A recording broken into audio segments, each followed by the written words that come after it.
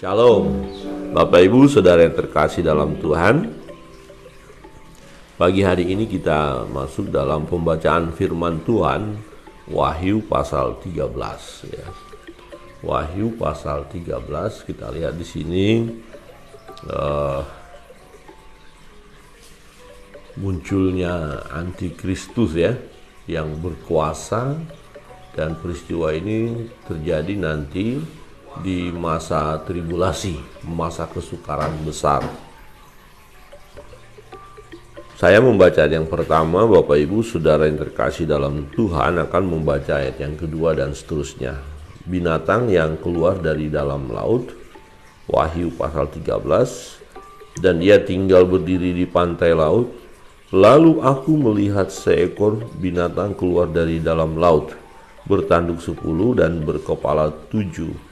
Di atas tanduk-tanduknya terdapat 10 mahkota, dan pada kepalanya tertulis nama-nama hujat. Binatang yang kulihat itu serupa dengan macan tutul, dan kakinya seperti kaki beruang, dan mulutnya seperti mulut singa.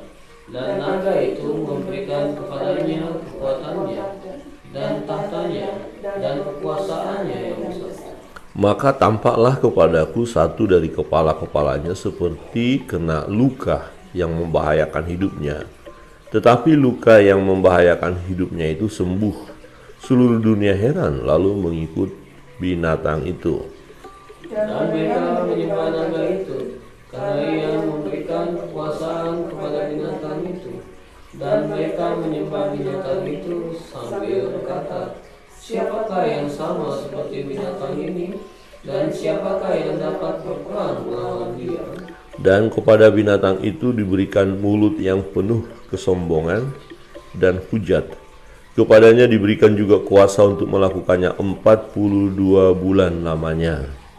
Lalu ia membuka mulutnya untuk menghujat Allah, menghujat namanya, dan kediamannya, dan semua mereka yang diam di surga. Dan ia diperkenankan untuk berperang melawan orang-orang kudus dan untuk mengalahkan mereka, dan kepadanya diberi kuasa atas setiap suku dan umat dan bahasa dan bangsa. Dan semua orang yang diam di atas bumi akan menyembahnya, yaitu setiap orang yang namanya tidak tertulis sejak dunia dijadikan di dalam kitab kehidupan dari Anak Domba yang telah disembelih. Barang siapa bertelinga, hendaklah ia mendengar. Barang siapa ditentukan untuk ditawan, ia akan ditawan. Barang siapa ditentukan untuk dibunuh dengan pedang, ia harus dibunuh dengan pedang. Yang penting di sini ialah ketabahan dan iman orang-orang kudus. Dan aku melihat seekor binatang lain keluar dari dalam bumi dan bertanduk 2, sama seperti anak domba, dan ia berbicara seperti seekor naga. Dan seluruh kuasa binatang yang pertama itu dijalankannya di depan matanya. Ia menyebabkan seluruh bumi dan semua penghuninya menyembah binatang pertama yang luka parahnya telah sembuh. Dan ia mengadakan tanda-tanda yang dahsyat, bahkan ia menurunkan api dari langit ke bumi di depan mata semua orang. Ia membesarkan mereka yang diam di bumi dengan tanda-tanda yang telah diberikan kepadanya untuk dilakukannya di depan mata binatang itu. Dan ia menyuruh mereka yang diam di bumi supaya mereka mendirikan patung untuk menghormati binatang yang luka oleh pedang, namun yang tetap hidup itu. Dan kepadanya diberikan kuasa untuk memberikan nyawa kepada patung binatang itu, sehingga patung binatang itu berbicara juga dan bertindak begitu rupa, sehingga semua orang yang tidak menyembah patung binatang itu dibunuh. Dan ia menyebabkan sehingga kepada semua orang, kecil atau besar, kaya atau miskin, mereka atau hamba, diberi tanda pada tangan kanannya atau pada dahinya. Dan tidak seorang pun yang dapat membeli atau menjual selain daripada mereka yang memakai tanda itu, yaitu nama binatang itu atau bilangan namanya bersama-sama. Yang penting di sini ialah hikmat. Barang siapa yang bijaksana, baiklah ia menghitung bilangan binatang itu, karena bilangan itu adalah bilangan seorang manusia, dan bilangannya ialah 666. Amin. Demikian jawab pembacaan firman Tuhan. Bapak Ibu Saudara yang terkasih dalam Tuhan, kita melihat ya tokoh-tokoh yang muncul di sini, yaitu Tritunggal daripada iblis ya, naga itu iblis, kemudian binatang yang keluar itu mengidentikan dirinya dengan Kristus, kemudian binatang yang muncul lagi yang buat mengidentikan dirinya ya Roh Kudus. Jadi ini adalah Tritunggalnya iblis ya. Nah, ini menyamar, jadi ini menyerupai pola kerja Allah supaya banyak orang yang akan tertipu dan tersesat, kemudian percaya kepada iblis, kepada naga tua itu, kepada Satan. Saudara yang terkasih dalam Tuhan, kita melihat munculnya binatang ini ya, dan apa yang akan dia lakukan. Di ayat 7, Bapak Ibu Saudara yang terkasih dalam Tuhan, ya binatang yang muncul ini bukan naga itu ya, tapi ada binatang yang muncul ya, dan itu adalah atas izin atau perbuatan daripada naga itu sendiri ya, yang memunculkannya. Ayat 7, dan ia diperkenankan untuk berperang melawan orang-orang kudus dan untuk mengalahkan mereka, dan kepadanya diberikan kuasa atas setiap suku dan umat dan bahasa dan bangsa. Kepadanya diberi kuasa. Jadi seperti paralel ya, identik atau menyerupai ya, waktu Yesus akan naik ke surga, Yesus berkata, segala kuasa ada padaku. Nah sekarang pola kerja kuasa gelap ini, iblis, adalah kuasa itu ada pada binatang itu ya, antikristus ya. Jadi dia punya kuasa. Untuk apa? Ya, untuk mengalahkan ya suku, bangsa, umat, bahasa. Ya, secara khusus orang-orang kudus ya, orang-orang percaya. Pada waktu itu ada orang yang setia kepada Tuhan. Nah, peristiwanya ya adalah peristiwa di masa tribulasi. Jadi orang percaya sudah diangkat ya, orang Kristen sudah terangkat, tetapi di bumi masih ada kehidupan, dan di situ mereka akan mempertahankan iman mereka ya, dan kuasa daripada antikristus ini bekerja, dan semua orang yang diam di atas bumi yang akan menyembahnya ya. Siapa yang akan menyembah antikristus ini? Siapa yang akan sujud kepada setan ini? Yaitu setiap orang yang namanya tidak tertulis sejak dunia dijadikan di dalam kitab kehidupan dari anak domba yang telah disembelih. Nah, ini yang penting bagi kita adalah keyakinan kita. Oleh karena kita percaya kepada Yesus, menerima Yesus sebagai Tuhan dan Juru Selamat kita secara pribadi, maka nama kita akan tercatat dalam kitab kehidupan. Tetapi ada nama-nama yang memang tidak tercatat dalam kitab kehidupan. Ya, bukan karena Tuhan tidak mau mencatat mereka, tetapi karena orang-orang ini yang tidak percaya kepada Tuhan. Ingat, ya, percaya atau tidaknya kepada Tuhan itu adalah pilihan dari setiap pribadi, bukan paksaan dari Tuhan. Ya, ada kehendak bebas daripada setiap orang. Nah, kalau kita percaya kepada Tuhan, itu suatu keputusan yang baik, tindakan yang benar. Tetapi ada orang-orang yang tidak mau tahu tentang Yesus, bahkan mengolok-olok nama itu, menghina, mengejek. Nah, itu urusan mereka. Tetapi orang-orang yang melakukan ini sampai garis akhir hidupnya, mereka tetap berpegang teguh untuk tidak percaya kepada Yesus, maka nama mereka tidak ada dalam kitab kehidupan. Nah, orang-orang yang namanya tidak ada dalam kitab kehidupan, mereka menyembah setan, menyembah antikristus.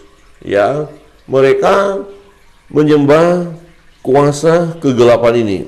Ya, semua orang yang diam di atas bumi akan menyembahnya, menyembah binatang yang keluar dari laut tadi, menyembahnya, ya, menyembah setan atau menyembah antikristus, ya, menyembah roh jahat itu, ya, kuasa gelap itu, ya, yaitu setiap orang yang namanya tidak tertulis sejak dunia dijadikan di dalam kitab kehidupan dari anak domba yang telah disembelih. Nah, berarti orang-orang yang percaya kepada Yesus, anak domba yang telah disembelih, itu berbicara tentang Yesus yang sudah mati di kayu salib, dikuburkan, pada hari yang ketiga bangkit dari antara orang mati dan naik ke surga. Nah, orang yang percaya kepada Yesus namanya tercatat dalam kitab kehidupan. Amin. Berarti kita bukan penyembah setan, ya, bukan menyembah antikristus. Walaupun nanti kita lihat masa tribulasi, masa yang sangat sukar bagi orang yang percaya. Ya. Ayat 10, barang siapa ditentukan untuk ditawan, ia akan ditawan. Barang siapa ditentukan untuk dibunuh dengan pedang, ia harus dibunuh dengan pedang. Yang penting di sini ialah ketabahan dan iman orang-orang kudus. Jadi akan ada orang-orang yang akan ditawan. Ya, udah ditentukan. Ada orang-orang yang akan dibunuh. Ingat beberapa waktu yang lalu kita sudah belajar tentang jiwa-jiwa yang berseru-seru di mesbah itu, yang sudah mengenakan kain putih. Pakaian putih itu mereka kan yang dibunuh itu, ya. Dan akan ada lagi yang akan dibunuh karena bilangannya masih kurang, ya, sampai genap jumlahnya nanti. Nah, perlu adalah ketabahan dan iman orang-orang kudus. Memang konteksnya di sini nanti peristiwa akan terjadi ini di masa tribulasi. Tetapi ya, buat kita masa kini juga firman ini untuk kita, supaya kita masa kini jangan sampai goncang iman kita, jangan sampai hidup kita adalah hidup yang sia-sia, yang tidak sungguh-sungguh kepada Tuhan. Jadi yang penting adalah ketabahan dan iman orang-orang kudus. Jadi kita masa kini orang-orang percaya harus juga siap menghadapi segala tantangan yang ada oleh karena mempertahankan iman kita. Ya, jadi kita pertahankan iman kita, jangan goncang. Ya, jangan melenceng dari jalan yang benar. Ikutilah jalan yang benar. Nah, saudara yang terkasih dalam Tuhan, kalau kita tidak mengikuti jalan yang benar, berarti kita mengikuti jalan yang sesat. Ya, jalan yang sesat akan membawa kita kepada kematian, kepada maut. Nah, untuk itu kita harus mempertahankan iman kita, karena iman itu juga diperhadapkan dengan berbagai ujian.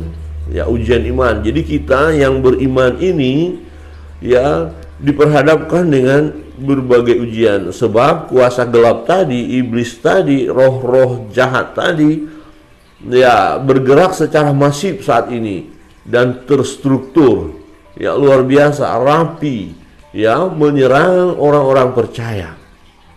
Nah, itu terus dikerjakan. Saat ini sudah mereka kerjakan, nanti lebih dahsyat lagi di masa tribulasi itu, masa kesukaran besar. Perhatikan ayat 14, dikatakan, ia menyesatkan mereka yang diam di bumi dengan tanda-tanda yang telah diberikan kepadanya untuk dilakukannya di depan mata binatang itu. Dan ia menyuruh mereka yang diam di bumi supaya mereka mendirikan patung untuk menghormati binatang yang luka oleh pedang namun yang tetap hidup itu. Dan kepadanya diberikan kuasa untuk memberikan nyawa kepada patung binatang itu, sehingga patung binatang itu berbicara juga dan bertindak begitu rupa sehingga semua orang yang tidak menyembah patung binatang itu dibunuh. Wah, ini. Jadi orang yang tidak menyembah patung binatang itu akan dibunuh. Ya. Yang tidak menyembah patung binatang itu siapa? Orang percaya pada waktu itu. Ya, yang hanya menyembah Tuhan. Kemudian mereka akan dibunuh, dan ia menyebabkan sehingga kepada semua orang, kecil atau besar, kaya atau miskin, merdeka atau hamba, diberi tanda pada tangan kanannya atau pada dahinya. Ada tanda. Nanti kita lihat apa tadi, anam itu tanda. Tapi itu sebenarnya arti menyebut itu bilangan manusia itu. Ya, dan tidak seorang pun yang dapat membeli atau menjual selain daripada mereka yang memakai tanda itu, yaitu nama binatang itu atau bilangan namanya. Yang penting di sini ialah hikmat. Barang siapa yang bijaksana, baiklah ia menghitung bilangan binatang itu, karena bilangan itu adalah bilangan seorang manusia, dan bilangannya ialah 666. Jadi bilangannya adalah bilangan manusia. Jadi antikristus itu sebutannya di sini ya, binatang yang keluar itu, tapi sebenarnya dia adalah manusia. Ya, wujudnya nanti manusia. Ya, dia nanti akan berdiri di bait Allah dan minta untuk dia disembah. Ya, itu nanti peristiwanya terjadi di masa tribulasi. Dikatakan tadi 42 bulan, 3,5 tahun terakhir. Ya, karena masa tribulasi 7 tahun, 3,5 tahun, 3,5 tahun, 7 tahun ya, 3,5 tahun, 3,5 tahun, 3,5 tahun yang terakhir ini yang masa sukar. Jadi penderitaan yang dahsyat bagi orang-orang yang percaya kepada Tuhan pada waktu itu. Nah, dikatakan di sana kalau mau jual beli harus ada lambang di dahi atau di lengan. Ya, ada tanda. Nah, ada orang berkata, wah sekarang sudah terjadi. Bukti ada itu barcode itu, ada tanda. Oh, ini adalah pekerjaan antikristus. Tidak seperti itu. Ya. Barcode yang ada sekarang tidak ada hubungannya dengan antikristus, karena antikristus nanti di masa tribulasi itu ya. Nah, kalau kode-kode sekarang ini kan untuk mempermudah secara teknologi. Ya, saya mendengar ada seorang muda yang mengurung dirinya, ya tidak mau keluar, dan pokoknya dia karena dia mendapatkan ajaran yang menyesatkan, ya. Dia tidak mau salaman sama orang lain karena orang lain sudah divaksin. Nah, orang vaksin itu sudah kena antikristus, orang itu sudah dapat macam-macam, sehingga dia merasa tidak boleh lagi ketemu orang itu karena akan terkontaminasi. Jadi parah juga itu pengajaran itu ya. Dan akhirnya orang itu mengurung diri. Jadi serba ketakutan. Nah, ini parah ini ya. Bukan seperti itu. Jadi lambang itu nanti, tanda itu nanti di masa tribulasi itu yang sangat memang tidak bisa kita beli apa-apa kalau tidak menggunakan itu. Dan 42 bulan tadi dikatakan itu masa di mana dia bekerja. Memang roh antikristus sudah bekerja sekarang, sudah melakukan ya perbuatan-perbuatan yang akan menyesatkan orang-orang percaya. Jadi tujuannya adalah mau menyesatkan orang percaya, mau merebut kembali orang-orang yang percaya itu supaya mereka tidak menyembah Tuhan, supaya mereka akhirnya menjadi pengikut ya Lucifer itu, menjadi pengikut setan. Ya, maka ada ya seperti yang kemarin saya katakan, akhirnya ada orang menyebut kelompok ada gereja setan misalnya. Nah, memang mereka sedang mengekspresikan gerakan-gerakan mereka saat ini. Bapak Ibu Saudara yang terkasih dalam Tuhan, ini pola kerja kuasa gelap. Ada tanda-tanda mujizat yang mereka lakukan, semuanya hanya untuk menipu ya. Ayat 13, dan ia mengadakan tanda-tanda yang dahsyat, bahkan dia menurunkan api dari langit ke bumi di depan mata semua orang. Nah, tanda-tanda ajaib ini seringkali ya mengecohkan orang-orang yang dia pikir bahwa itu pekerjaan Tuhan, padahal bukan. Nah, kita harus waspada terhadap tanda-tanda mukjizat, kuasa-kuasa yang bekerja. Jangan kita langsung berkata, oh ini dari Tuhan. Belum tentu, nanti dulu. Oh ini dari Tuhan, kita harus menyembah dia, nanti dulu. Ya, kalau dari Tuhan, ya maka apa yang kita lakukan, apa yang kita terima itu semuanya harus mendatangkan sukacita bagi kita, dan kita menyembah Tuhan, bukan menyembah yang lain. Jadi gini, kalau ada orang yang lain membuat mujizat dan berkata ini dari Tuhan, tapi minta supaya dia yang kita sembah, itu bukan dari Tuhan. Ya, itu bukan dari Tuhan. Nah, binatang itu lain minta supaya dia yang disembah, bukan Tuhan. Ya, dan itu cirinya. Nah, ya. Tapi kalau tetap diarahkan hanya menyembah Allah Bapa, Anak dan Roh Kudus, Allah Tritunggal, itu dari Tuhan. Ya, harus memang orientasi semua harus menyembah Tuhan. Jika ada sesuatu mujizat yang terjadi tetapi menyeret kita untuk tidak menyembah Tuhan, ya, disuruh kamu mengalami mujizat, kesembuhan terjadi, tetapi setelah kamu sembuh kamu tidak boleh lagi menyembah Tuhanmu. Allah Tritunggal itu kamu tinggalkan, tapi kamu menyembah yang lain. Nah, itu bukan dari Tuhan, ya. Dan tinggalkan saja itu. Jangan mau mengikutinya. Hanya Tuhan yang harus kita ikuti. Bapak Ibu Saudara yang terkasih dalam Tuhan, Antikristus akan muncul. Ya, kapan waktunya? Kita tidak tahu. Ini yang disebut pada masa kini kita sedang berada di dalam zaman rahasia ini, zaman gereja. Kapan dimulainya masa tribulasi kita tidak tahu. Tetapi yang terpenting bagi kita adalah berjaga-jagalah. Berjaga-jaga, pertahankan iman kita, jadilah bijaksana. Perhatikan apa yang terjadi. Jangan mudah mempercayai yang lain.